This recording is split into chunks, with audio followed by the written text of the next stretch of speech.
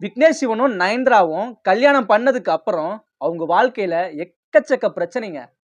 அது என்னென்ன பிரச்சனைனா, விக்னேஷ் சிவன், நயன்தாரா இவங்க 2 பேத்துக்கும் கல்யாணம் ஆகுது. சில நாட்கள் வந்து நல்லா தான் மூவ் பண்றாங்க லைஃப.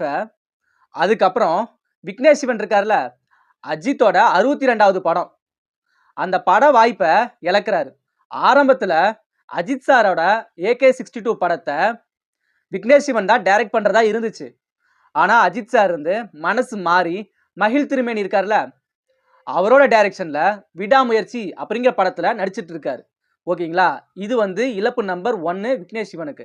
2வது நயன்தாரா. நயன்தாரா வந்து இந்த அன்னபூரணி அப்படிங்கிற ஒரு படத்துல நடிச்சிருப்பாங்க. அந்த படம் பெருசா ஓடவும் இல்ல. இது மட்டுமாங்க, அந்த அன்னபூரணி படத்துல நயன்தாரா ராமர பத்தி தப்பா பேசினதுனால மும்பைல